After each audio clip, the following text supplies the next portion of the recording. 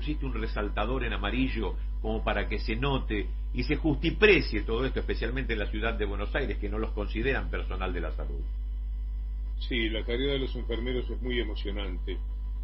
Quedé cautivado, agradecido, impresionado, porque le ponen mucho amor, además de un gran profesionalismo. Eso que no les reconocen, ellos lo ponen en todo momento, porque los médicos tienen un contacto muy sobrio con el paciente, ¿no? Como si no quisieran generar algún tipo de confianza, porque el paciente se pone preguntón, quiere saber cuánto voy a estar aquí, cómo lo ve, por qué es que no evoluciono, por qué no mejoro, qué sé yo. Entonces el médico viene, te informa cómo está la situación, qué es lo que espera de vos, qué es lo que tenés que hacer, y se va. El kinesiólogo también es un gran ayuda, un gran ayudante.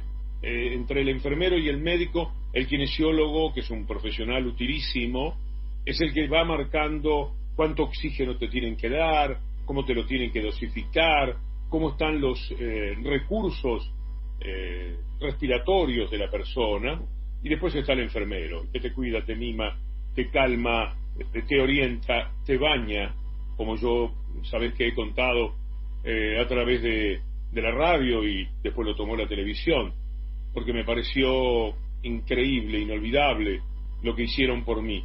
Más de un enfermero, particularmente hubo dos, que Eduardo López y Alejandro Mira, y una enfermera cuyo nombre es Elizabeth, que es de Florencio Varela, que también ha sido formidable, porque te pasa de todo. La cola se te va arruinando, decir, tenés heridas de tanto estar boca arriba, y te tiene que curar, viene la enfermera y no sabes con qué cuidado, tan minuciosamente te van curando, te dan vuelta, tienen paciencia. Yo te digo, tengo tanta admiración y gratitud por los enfermeros que de verdad no permitiría que se diga nada. Es que nada se puede decir contra ellos, además, ¿no? Fue una gran experiencia, Leonardo, en lo humano, de lo que viví en la clínica. Totalmente, y eso te debe haber hecho también pensar. Tuviste más tiempo que de costumbre como para pensar algunas cosas. Yo desde este lado me gustaría conceptualizar desde lo macro, ¿no? Desde lo grandote. A ver qué opinás vos. Yo, por lo que he leído, supe que hubo un gran crack económico en los finales de los años 20 en Estados Unidos, y generó esa famosa depresión, y vino un muchacho llamado Roosevelt, de alta sociedad, pero que de todas maneras llamó otro señor lord inglés, Keynes, de alta sociedad, y arreglaron las cosas poniéndole plata en el bolsillo a la gente, y Estados Unidos empezó con esta fórmula de ponerle plata en el bolsillo a la gente para que haya un enorme consumo y así se beneficien todos, con este círculo virtuoso, a ser el país que soy. Comenzó de esa manera, por eso lo eligieron 4 veces a Roosevelt. En el mismo momento, en Alemania, en Italia, en España, venían unos fascistas que muy bien conocemos por el nombre: Hitler, Mussolini, Franco. Hoy Biden toma unas medidas bastante similares, y la ultraderecha en el mundo también. En el otro lado aparecen. En España, acá, lo tenemos a Bullrich, lo tenemos a Kachanowski, tenemos a gente que se alegra por las muertes porque les daría una posibilidad de entrar en un mundo republicano y libertario. No sé si encontraste este paralelismo con lo que sucedió 100 años atrás. En ese momento. Sí. Es muy amplio el tema. Yo creo que lo que va a permitir alguna salida buena para los países es repetir aquello de Keynes y de Roosevelt: obra pública, trabajo, vivir con lo propio, como decía el inolvidable Aldo Ferrer, estimular las empresas. Me parece que no hay demasiado misterio, y que repetir aquello que marcó además los 50 años más extraordinarios de la historia del siglo pasado, y quizás de la historia de la humanidad, porque fue un capitalismo productivo, capitalismo al fin, con todo lo que uno tiene para decir del capitalismo, con todo lo que implica la lucha de Marx y de cada uno de los que marcaron periodos revolucionarios en la historia del pensamiento. Pero indudablemente fueron 50 años que terminan con Thatcher y con Reagan, que cambiaron el mundo para mal. Terminaron con el capitalismo de producción, el de las fábricas, etcétera, para ir al capitalismo financiero. Permitieron la unión de los bancos que toda la vida habían tomado el dinero de la gente para prestarlo, pero era solamente esto lo que hacían. Y había otros bancos que timbeaban o que asumían riesgo. Uno ponía el dinero para ver si ese dinero le daba más que los intereses de tener los dólares allí. Y lo que permitieron Reagan, y después consolidó lamentablemente Clinton, fue que esos bancos se unieran y que todos entraran en un mundo financiero que cambió la historia, cambió por completo la historia, el capitalismo, el liberalismo, las relaciones económicas. Como para colmo, cayó lo soviético, cayó el mundo comunista. Aquello que en Europa había sido tan interesante con el estado de bienestar que vino después de la Segunda Guerra Mundial, y que era una especie de negociación entre lo que había en el mundo comunista y lo que proponía el mundo capitalista liderado por los Estados Unidos. Y Europa, Alemania, Francia, Italia, España, por lo menos en el Reino Unido, se permitieron estar a mitad de camino, no dejar de lado al hombre, no dejar de lado la atención de los más vulnerables, por eso estado de bienestar, la educación, etcétera, y al mismo tiempo seguir produciendo en términos capitalistas. Esto es lo que para mí, en manera de entender las cosas, hace Europa, y eso estaba muy bien, pero cuando cae el comunismo, adiós estado de bienestar. El capitalismo toma por completo a lo que es también Europa, y tenemos un mundo demasiado uniforme, sin matices económicos, que, bueno, termina, como ya sabemos, con esta verdadera salvajada que ha ocurrido en el mundo de los últimos años, provocando tremendas desigualdades y un aumento gravísimo de la pobreza y una concentración de la riqueza como jamás hubo en la historia de la humanidad.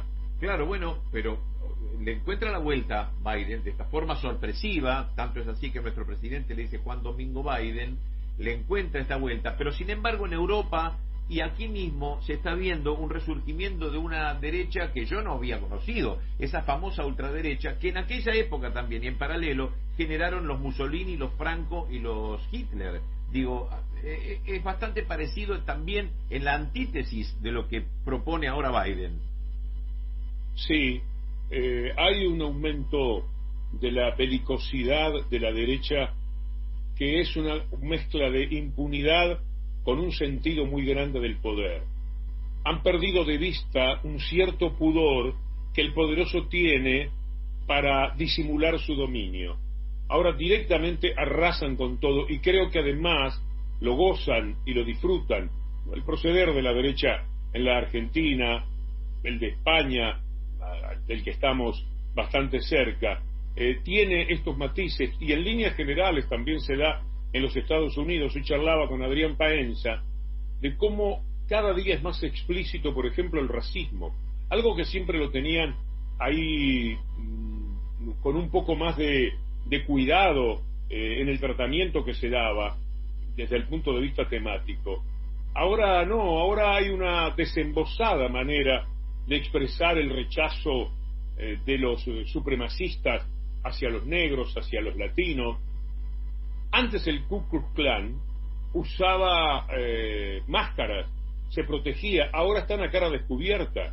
Algunos han ido presos justamente acusados de los delitos que toda la vida cometió el Ku Klux Klan. ¿Esto qué quiere decir? Que hay una forma mucho menos encubierta que en otras épocas de proceder de la derecha. Y eso se ve en el comportamiento que tiene la derecha en la Argentina.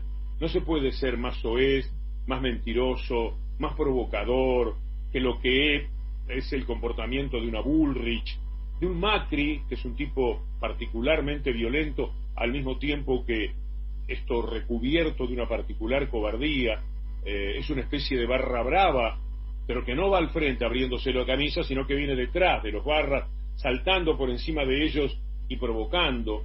Todo lo que hacen y dicen en este momento desde la derecha en la Argentina, tan provocador, tan humillante para la condición humana, para la inteligencia humana, es propio de una derecha exacerbada que ha perdido todo tipo de controles en ese sentido, que ya no tiene el pudor de otras épocas, no se esconde, no disimula, es el poderoso que te hace sentir, le hace sentir al empleado su humildad frente a ese poderoso.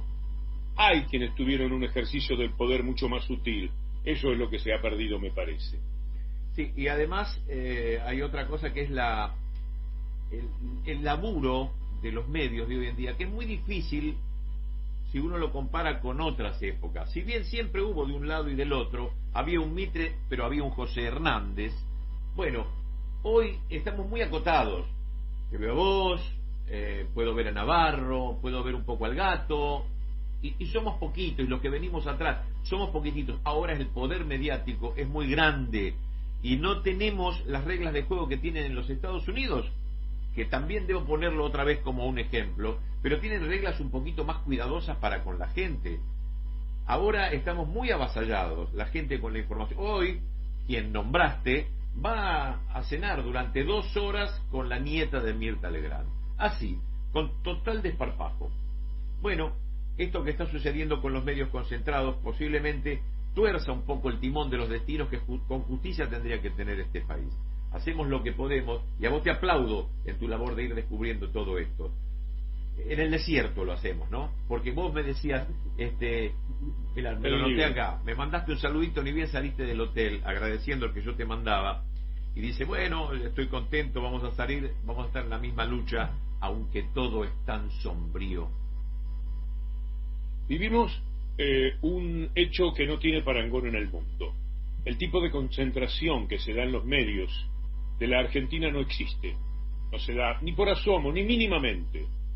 La distancia es tierra-luna entre cómo está organizada la relación del periodismo norteamericano con sus lectores y telespectadores y radioescuchas que con lo que sucede en la Argentina.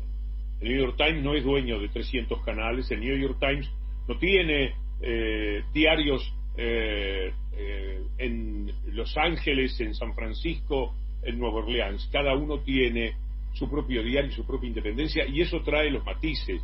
Vos no lees el diario New York Times a la mañana y después seguís en sus canales de televisión escuchando exactamente cuál es el mensaje que ellos quieren que vos escuches, de ninguna manera. Y no son dueños del fútbol americano, ni son dueños del béisbol, ni son dueños absolutamente de otra cosa que no sea la capacidad de informar. Compiten con la información y tienen códigos éticos de manual muy superiores, estándares muy superiores a los que, bueno, en la Argentina ya no existen directamente. Entonces, el chequeo de las fuentes, lo que aprendimos cuando leíamos Todos los hombres del presidente y veíamos cómo el Washington Post tenía serias dificultades cuando tenía solamente 2 fuentes para poder avanzar en todo lo que era la información de aquel mundo del Watergate.